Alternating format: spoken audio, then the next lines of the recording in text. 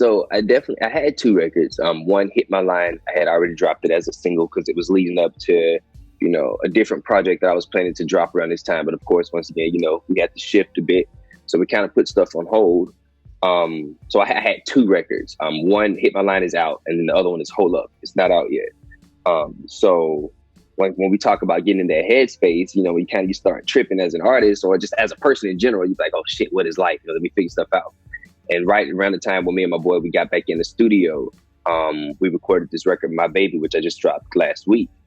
And that was, I was like, what? Everybody's in a mood, man. Like, you're on Twitter, all over social media, the music that I'm listening to right now, like I'm only listening, I'm not turning up to anything. Now, just me personally. And I feel like, as individuals, we all represent a body of people. So I'm like, I know if I feel like this, there's somebody else that feels like this out in the world. So I was like, this record is making me feel, especially we already feeling crazy in a time like this. So then we re-recorded another record called Playlist.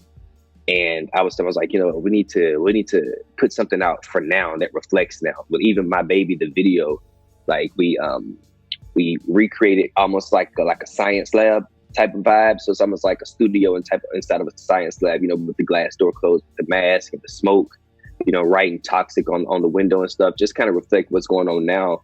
But the project is definitely mirroring where I am now. If, not just as a person, but as an artist. Like you were saying, I had two records and then I recorded two or three more. And I was like you said, these are cohesive, they flow with each other and they really match.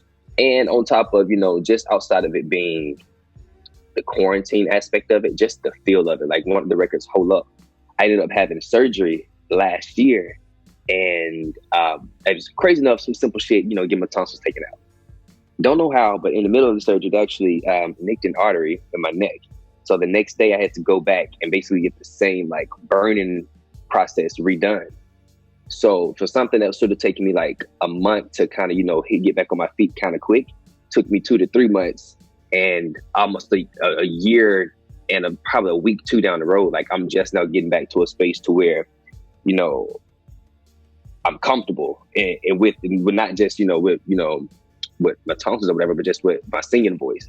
Because when I recorded Hold Up initially, I was probably 2.5 months off of recovering from that. And I wasn't able to completely utilize my voice the way that I was, but the sound that came out with it, I was like, I want to keep that. I don't want to change it. I don't want to go back and make it perfect because even with the music, as an artist, you're putting yourself out there. You know what I'm saying? Like you're giving people actual pieces of your life. And I was like, it was a struggle for me to record that record. Now, we got it done, but I definitely wasn't at full capacity with my vocal range and being able to do what I could do. But I felt like the pain that was in my voice gave what needed to be there to relate the song. Because we actually just shot the video Sunday night. And when I tell you, bro, like I'm stupid excited. Like it's one of those full circle moments and things happen for a reason. But the project has definitely come together in a way that I kind of didn't expect it to, because it wasn't really by choice. It was all by forced situations and circumstances. I was fresh off the TV show after, right before I had to have the surgery. So, I had been working with Lorianne Gibson on the show, Mario Winans, I'm working with Deborah Killings out here, vocals, who's done pretty much everything with LaFace Records out here, consulting with Pebbles, working with Jan Smith. So, I was in a space where I'm like, we training for the Olympics, with the vocals and whatnot. So to get kind of set back like that. And then like a month afterwards, I had signed a contract with Six Flags to come out and do 3 shows. I think there was like 45-minute sets on a Saturday. And this is the middle of the summer. And, we hit them back and they're like, oh, so my manager was like, he had surgery, things aren't really working out. It was like, okay, yeah, we get it. But you signed the contract and this is going to be a breach. So we had to make a tough decision. I was like, it's going to be a struggle, but I'm down to go out. Let's just I'm going to give it my all. And, luckily I was able to, and we worked out some workarounds for me to not be out there killing myself. But this was the first time after every set I was completely hoarse. So as soon as I got done and I'm trying to talk to the people that came out to support, I didn't even have a voice. Like I couldn't even speak.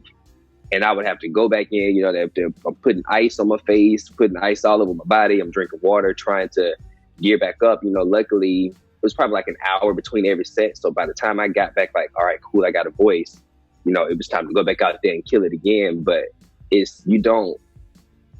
what you said earlier about being human, I harp that with my team all the time. I'm like, you know, even just on the creative side, people expect it to be on all the time. Like you said, that's not how, it's not a light switch. If just how somebody else goes through something, and before we started working with my videographer Prime, I was doing all of my editing. I'm doing all my own graphics.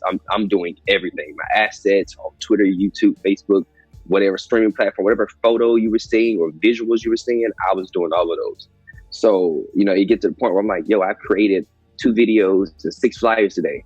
I'm drained. You know, this is not math. This isn't 1 + 1 is 2. This is something that doesn't even make sense. It's a creative space. So like you said, man, you know, as humans, we get burned out sometimes, but you know, I like to say I function well under pressure. So it's the quarantine has definitely stretched your boy out, but it has given me a new perspective on, you know, how to really dig when you're in a creative funk, in a sense.